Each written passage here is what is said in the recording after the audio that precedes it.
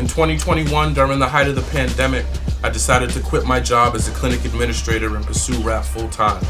It was at this time I decided to join forces with Dean Mickey Fax to create the school known as Pendulum Inc. Academy. I gotta say, this has been one of the best decisions of my life, and in the future I hope to bring the ease of lyricism to MCs all across the world. Limited seats available, so sign up today. Long live lyricism.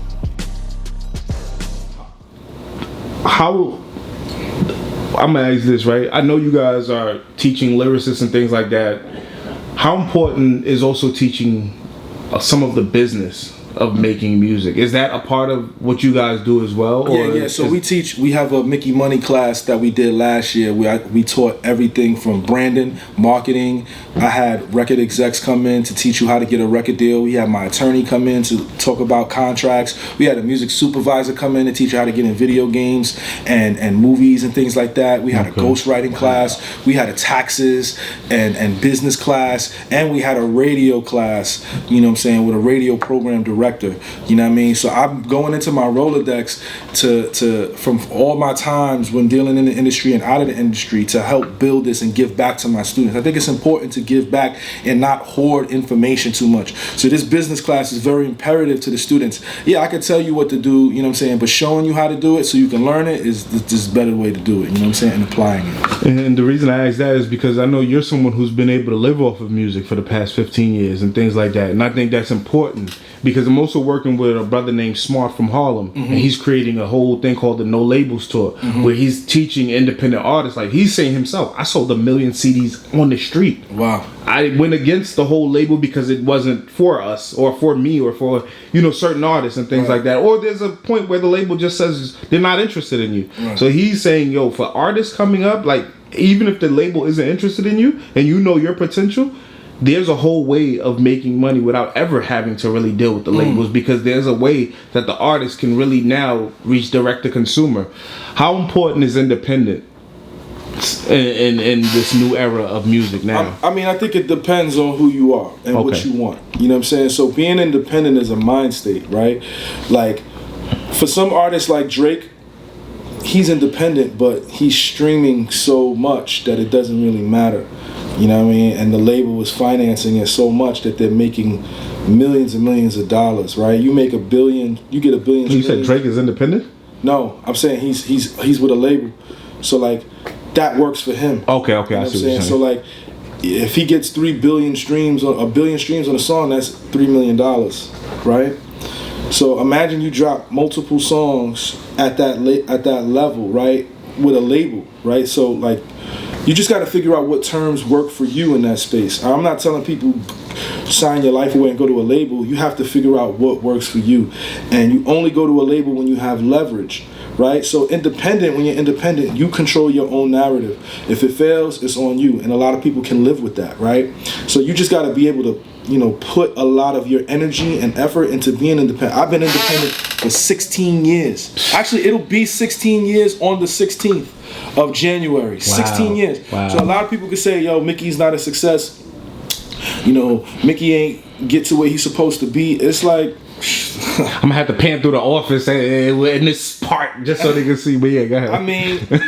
I live very well, and I think that mindset that us as black people have, that if we don't see you as ultra successful and showcasing a lot of jewelry and driving the wildest cars, that you're not successful. We put our value of success on monetary things. You know what I'm saying? Like you never see me with a chain on or nothing like that. Like, and I don't knock people that wear chains, but like my value is in what I give back to people and the content that I put out, and that's why I'm able to sustain a career for 16 years, bro. Yeah. Like I've been here for 16 years. Like the time I had 414. I had 414 in my bank account December of 2013. After having 90 grand in the bank, right? At 414 in December 2013. I could have easily taken the battle in 2014. Easily. And I was actually in discussions to battle B Magic on the choir room, right? I wasn't gonna charge Flip a bunch of money, right? it was one of those situations where I wanted to do it. So if I come back to battling, it's not for the money, it's because I want to do it. I don't have to battle. I have a love for the space and the community, to where, you know, I gave my word to some leagues that, like, yo, I'll be a part of this movement, right? But I'm not out. You don't see a lot of videos of my stuff in front of battles. You don't see a lot of battles from me. I only have like 3, maybe 4, and it's not multiple on multiple leagues. It's I just touched every league, and I think, to me, that's a part of, you know, helping the culture move forward within my fan base. It might not be the hugest, but spreading that word and knowing the respect I get from other lyricists outside of the community and inside of the community, it helps, you know, bring more awareness. You know what I mean? So no, that's dope, man. And, you know, I think you're the example. You're one of the great examples that show that. You know what I'm saying? So for MCs out there who feel like it's only one way, you know what I'm saying? Like, nah, you can be, and you're respected highly by everybody from the hip hop and the battle rap community. Yeah. So, you know what I'm saying? I think that has a lot more value than just, you know, being the hottest rapper for the week or for that month. I'm grateful. I'm honestly grateful that so many people have a respect for what it is that I do. I take pride in what it is that I put together and write, as well as I help a lot of people. You know, if people DM me and they come proper, like, I respond, you know what I'm saying? Because you just never know who can help you and who can't, you know? Definitely, man. And for the people out there who, you know, are seeing this and they might, you know, just be getting put on the Pendulum Inc. and they want to be a part of it, or artists wants to be better lyricists and things like that, how do they become a part of it? How do they join the seminar, the class, or, you know, any of the things that you're going to be doing this year in 2023? Yeah, go to penduluminc.com, pendulumink.com, fill out an application. A lot of the information there is, you know, for us to know who you are, and how you can be a part of this, right? It's a community, and we give a lot back to our students. Just to let you guys know, you know, we had 60 students last year. We had 60 students last year, and, you know, we made sure to tap in with every student all the time, and we got the graduation in person in February. You know, Bun B is the commencement speaker. You know what I'm saying? We're going to be giving out degrees. You know what I'm saying? We're going to give out valedictorian awards. Oh, we could pull up and all that too? I'm working on the budget. I'd love to pull up, you know what I'm saying? You know, just to kind of catch the, you know, I think this is legendary, man. Working on the budget. We got some surprise guests pulling up to present some awards. We got Stolly, Sky Zoo pulling up. We got Big Crit pulling up. You know what I'm saying? We got a lot of people that's coming out to show love and support to the very first graduation. You know what I'm saying? And that weekend, I'm taking, again, like I said, you know, a lot of people, they say, yo, and shout out free surf, you know what I'm saying? When he took his students, when he took the community to the bowling alley, I said, man, that's crazy. Like, that was inspiring for me. Again, free serve. So I'm taking my students to the Atlanta Hawks versus Cleveland Cavaliers game. All 60 students. You know what I'm saying? I rented out an entire tower. It's free food, free drinks. We going to our first time ever being in the same space is going to be at the Atlanta Hawks game. You know what I'm saying? Like, I'm really giving back. You know what I'm saying? Like, I can't speak to nobody else, but I'm giving back, you know what I'm saying? And I think it's important that we have to showcase that side of humanity when it comes to what it is that we do, man. Can as far as Pendulum, can we eventually this year get like a open seminar, or open class, or something where fans or just people could just come in and kind of see you guys in action in real time? We have a week full of, and if you could put this video out first, if that is, we're doing a week full of free classes. So we got a class teaching you how to write better, to write crazy. I think Chill is teaching that class. I'm teaching a business class. We got the flow class, teaching how to rhyme on beat class. We got the mental health class.